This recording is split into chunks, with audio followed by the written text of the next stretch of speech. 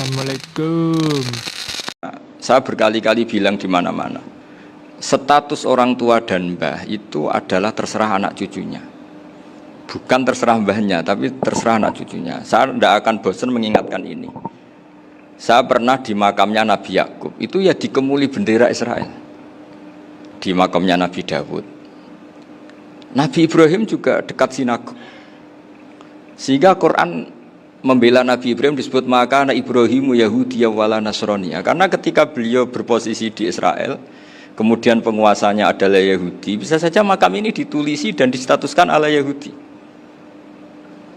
Ya seperti Nabi Yakub. Nabi Yakub itu nabi yang kita yakin tentu berkeyakinan beliau orang baik, orang muslim, orang mukmin, tapi karena di desain mereka ya dikemuli bendera Israel dan disebut Abul Yahud. Karena kita tahu nama lain dari anaknya Nabi Yakub adalah Yahuda bin Yakub bin Ishak bin Ibrahim.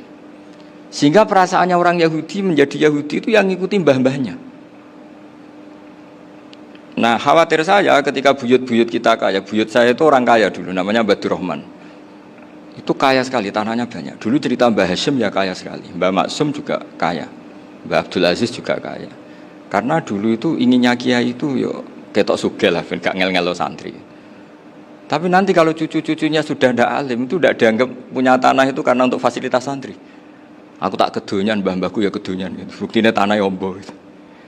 Karena dia akan menafsiri sesuai cara berpikir. Makanya sanad keilmuan yang diceritakan Gus Zofir itu harus diulang-ulang.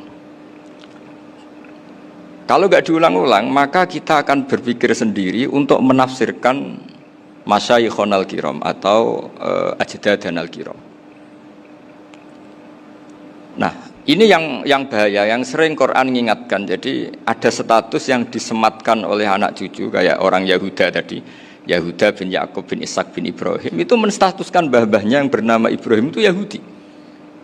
Sampai Quran sendiri yang bela maka anak Ibrahimu Yahudiyya wala Nasraniyah.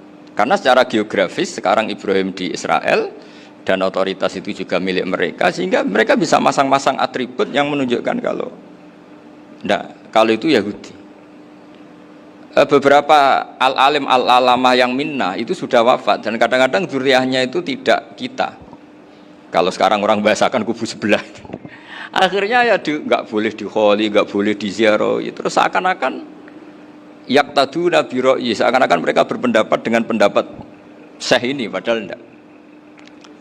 Nah sehingga tradisi ketersambungan sanad tadi, baik secara genetik atau secara asbab, itu harus terjaga.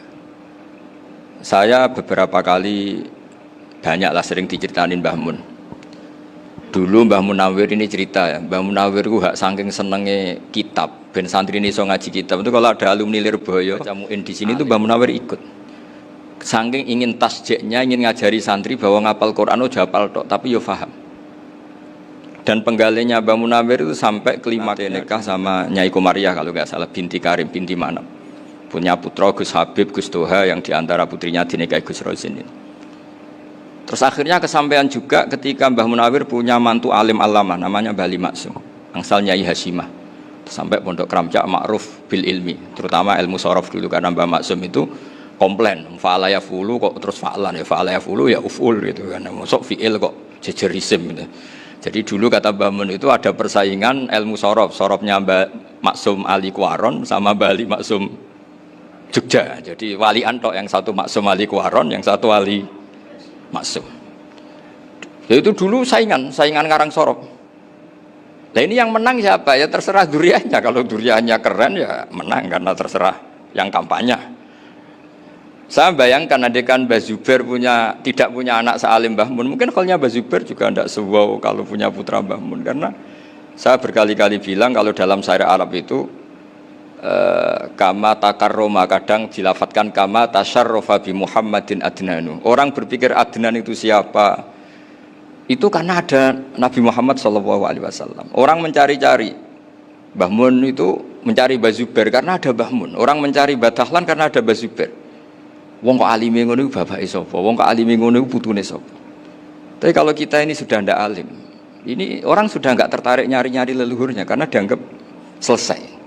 Jadi yang dengan tanda kutip yang menghabisi mbah-mbahnya itu ya mesti cucunya.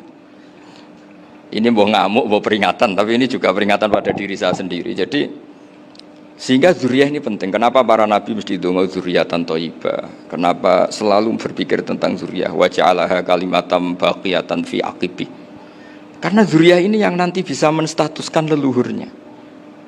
Seperti tadi cerita Mas Maftuh, ini tak puji betul, saya hari ini tidak ingin gojlok supaya kewalian saya tidak tergerus oleh kedoliman. Saya pernah diceritain Gus Zofur, juga sering baca buku tentang Mbah Maksum. Dulu Mbah Maksum kalau wasiat kembali ya gitu, kamu harus NU dan harus mempertahankan NU, tapi tidak dengan cara membenci Muhammadiyah. Dulu Mbah Mun juga sering cerita, dulu Mbah Hashim tuh ngaji Syekh Mahfud. Nah, Mbah Ahmad Dahlan dulu namanya Darwis sering ngaji sama Syekh Khotib Minangkabau. Zaman itu Syekh Khotib sudah modern, sudah ikut gerakan Abdu, gerakan Almanar.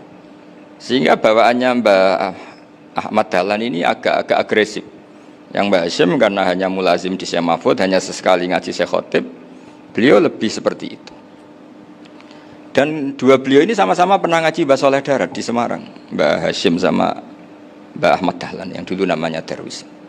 Jadi ini masih min minuskatin wahidah mimam bain wahid. Sehingga kita tidak kaget ketika Mbah Ali Maksum mengomentari Muhammadiyah itu masih ahli sunnah wal jamaah. Makanya nanti terakhir saya baca kitabnya Mbah Ali dan sering saya pelajari. Andai kan kita ini sepakat dengan ilmu, ya kita tahulah. Kalau Abu Hanifah itu tidak kunut, Imam Syafi'i kunut, berarti kunut itu mazhabnya Abu Hanifah, bukan mazhabnya Mbah Ahmad Dahlan. Apa tidak kunut itu mazhabnya Abu Hanifah, bukan mazhabnya Mbah Ahmad Dahlan. Kita kunut itu mazhabnya Imam Syafi'i, bukan mazhabnya Mbah Hashim. Ini semuanya masih dalam bingkai ilmu. Adzan qabla subhi juga riwayatnya jelas. Tidak adzan ya sudah perilaku kita sudah jelas. Dulu Mbah Mun sering didik kita gitu. Saya sering dengar cerita kalau dulu Pak Arif Fakhruddin begitu hormat sama Mbah Ali, apalagi zuriyahnya Mbah Azhar Basir, karena beliau dulu ngaji di Termas. Dulu itu enggak ada masalah karena semuanya dianalisis pakai ilmu. Tapi sekarang pakai identitas, yang kunut itu NU, yang enggak kunut Muhammadiyah. Berarti Abu Hanifah itu Muhammadiyah, Imam Syafi'i itu NU. Berarti Imam Syafi'i itu ya anak buahnya Ki Miftahul Ahyar kira-kira gitu kan. Nah, kan anak buahnya Pak Said Akil. Kan terus jadi repot. Dulu kita ini pengagum ilmu, bukan pengagum perbedaan. Sehingga di sini yang saya kagum dari sekian ceritanya Mbah Ali Maksum, supaya kitab ini to point, supaya nggak lama-lama karena waktunya juga. Nanti kalau kemalaman ini kena semprit ini sudah. Ini diantara yang diceritakan Bali itu unik. Imam Syafi'i itu sering tawassul, sering wasilah sama siapa itu? Abu Hanifah. Ini sudah tak petakan, saya baca yang sensitif lah, so yang ini ya. Ziyar al-Babus Samin, terus sebentar ini yang bab tawassul.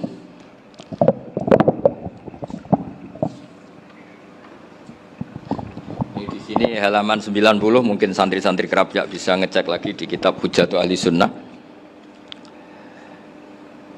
Ketika cerita tawassul, di antara yang diceritakan Mbah Ali Maksum adalah perilaku ya, bukan sekedar statement tapi apa? Perilaku. Perilakunya Imam Syafi'i atau ahwalnya kalau bahasa halusnya, yang selalu ke makamnya Abu Hanifah untuk tawassul. Padahal Imam Syafi'i itu orang yang secara ilmu sering kritik Abu Hanifah. Jadi ini saya baca ini di halaman 100, jadi tawassul mulai halaman 9 berapa ini sampai halaman ini yang qala sami'tu Syafi'iyya yaqul inni la atabarraku bi Abi Hanifah wa aji'u ila qabri fi kulli yaumin za'iran fa idza uridat li hajatun shallaitu rak'atain, halaman 100, waji'tu wa sa'altu wa ta'ala al hajat indahu fama tab'udu anni hatta tuqda.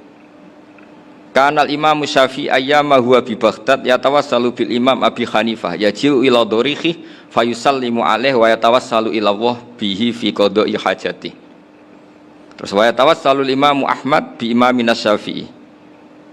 Jadi di antara yang diceritakan Mbah Ali Maksum itu betapa Imam Syafi'i yang terkenal sering mengkritik Abu Hanifah dalam tatanan fikih karena beliau tidak percaya ada istihsan, Abu Hanifah berpendapat Wassalamualaikum warahmatullahi wabarakatuh.